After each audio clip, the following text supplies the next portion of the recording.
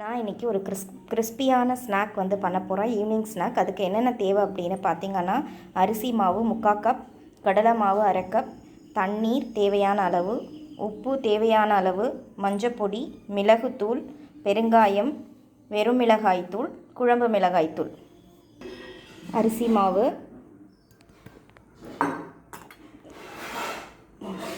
கடலை மாவு,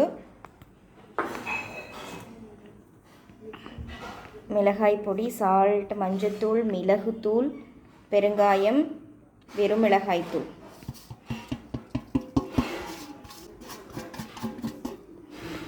நல்லா மிக்ஸ் பண்ணிக்கிறணும். ஸோ ரொம்ப கிறிஸ்பியாக இருக்கும் இந்த ஸ்நாக் வந்து. ஸோ நல்லா மிக்ஸ் பண்ணிவிட்டு தேவையான அளவு தண்ணி ஊற்றி பிசையணும். எல்லாம் மிளகாத்தூள், உப்பு எல்லாமே எல்லா இடத்துலையும் கலந்துருக்கணும். அப்போ தான் வந்து டேஸ்டியாக இருக்கும். ஒரு இடத்துல உப்பு விட்டுட்டோன்னா ஒரு இடத்துல மட்டும் உப்பு கரிக்கும். அதனால் எல்லா இடத்துலையும் நல்லா மிக்ஸ் பண்ணிக்கிறணும்.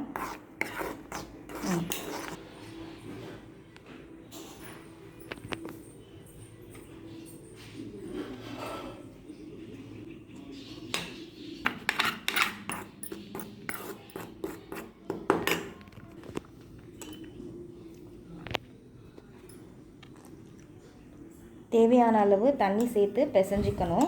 முறுக்கு மாவு பதத்தில் வந்து நான் பிசைஞ்சிக்க போகிறேன். இதை கொஞ்சம் கொஞ்சமாக தான் தண்ணி சேர்த்து பிசையணும். நான் வந்து 1 கப் அளவு தான் செய்ய போகிறேன்.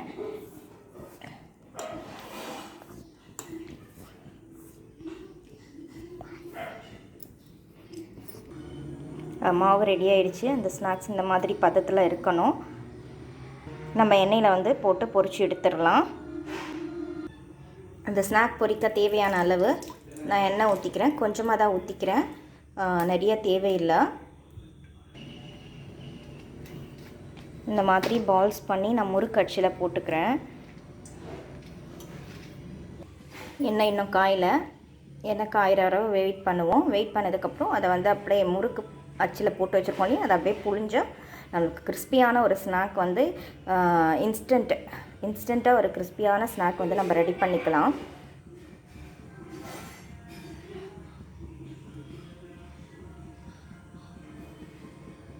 எண்ணெய் காய ஆரம்பிக்கிறது பாருங்கள். இது வந்து இந்த மாதிரி புழிஞ்சிட்டு இருக்கோம். நல்லா ஈஸியாக வரும். எண்ணெய் காஞ்சிருச்சு.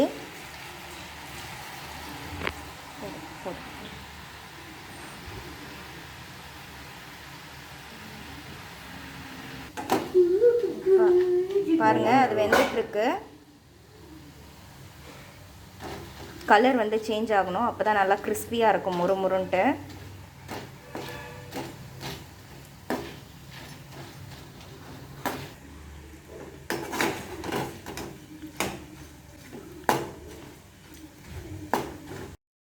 இப்போ நம்மளுக்கு அந்த ஸ்நாக்ஸ் வந்து ரெடி ஆயிடுச்சு. இது பார்த்தீங்கன்னா நம்மளுக்கு வந்து கலர் வந்து வெள்ளையாகவே வேணும் அப்படின்னா வெள்ளையாக கூட எடுத்துக்கலாம். நான் கொஞ்சம் ப்ரௌனிஷாக வேணுங்கிறதுனால நாங்கள் ப்ரௌனிஷ் பண்ணி எடுத்திருக்கோம். நீங்களும் உங்கள் வீட்டில் ட்ரை பண்ணி பாருங்கள். நன்றி.